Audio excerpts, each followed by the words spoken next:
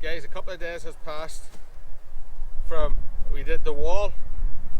The battery ran out.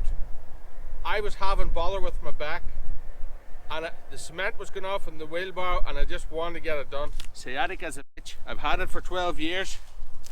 It has been bothering me for a while, and in pouring that concrete slab a few weeks ago, it flared right back up again. So I just have to take it easy. These are spring onions, planted in, let's say, May. Never grew. That's the downside to working with fresh compost. This is corn. It was planted in around the same time. I'm removing it. I'm cutting it off because I want to leave the roots in the ground, feed the soil. Although it's nitrogen, soaring the nitrogen, but it is what it is. Something in the ground is better than nothing in the ground. I was planning on showing you. I am going to show you what I got done. Where do you see this? Turnip that grew in old compost, turnip that grew in fresh compost. That there is broccoli. That there is also broccoli that went to seed. The reason I didn't cut out the flowers, there's honeybees on it. Have to let them get the goodness out of it. As long as it doesn't go to seed, it'll be alright, letting the bees work away. Look at these two. That's turnip. Yeah, thumb size turnip. Look guys, the bell peppers are continuously trying to grow, but they're never going to make anything out of this compost. What do we see? There, look. Another late bloomer. Tomato. Fruit is starting to grow. Don't think it's going to ripen though. I'm going to leave this one to see what happens. Time's up for the bees. I'm going to clear all that out. They're all cabbages,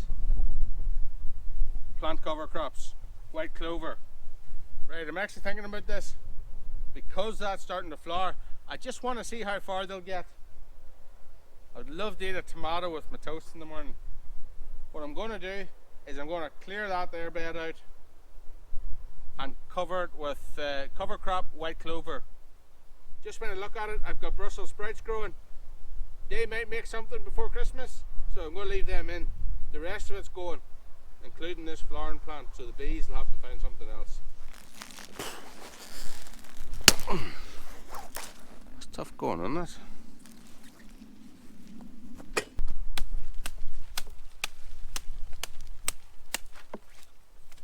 Very woody stem in this. This is going into the compost pile.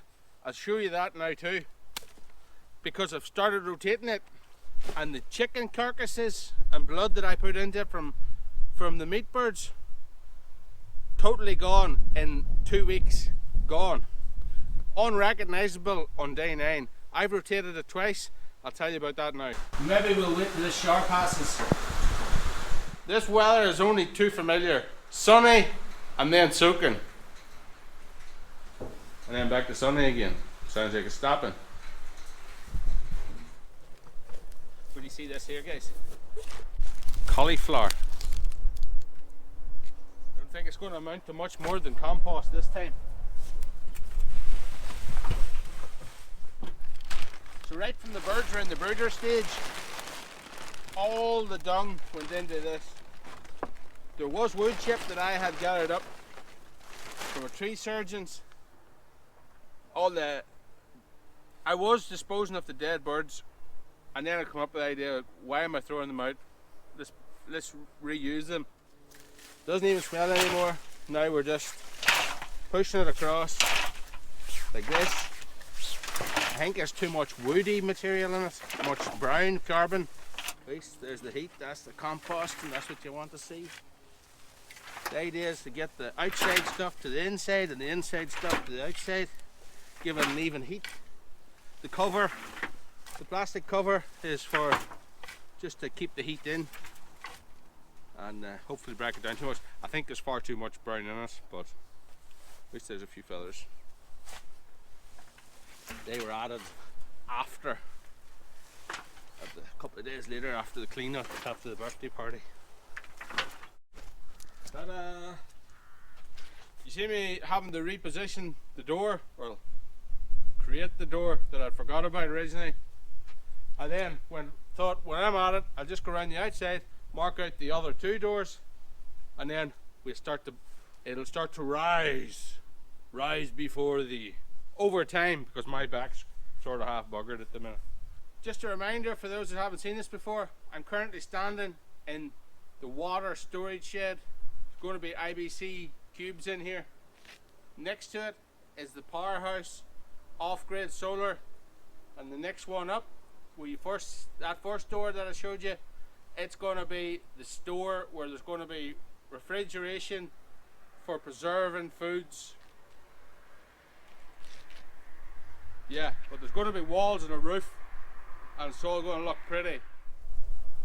I will use this nitrogen fixer. It'll flower.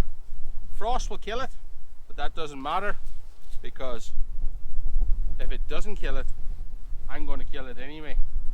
I've already pre-cut silage tarp that I bought into lengths, 1200 wide. It's actually 1500 wide. The beds are 1200 wide, and I'll go over the top of it, and the whole idea is this will pull nitrogen out of the ground, and it'll also feed the microorganisms in the ground whenever I terminate it. So you might be thinking, geez Pete, that's a wild lot of seed you're putting out. 0.75 of a kilogram over 2 beds, or 20 square meters. If 10% of it grows, it'll probably still be more than is required. The point, I'm using it. If I put it into storage, it mightn't be good viable next year, and even if it was viable next year, I probably wouldn't be able to find it. Tell you, there's something wrong with that, doesn't germinate. Guys, I have another appointment booked with a physio. I'll see you in the field.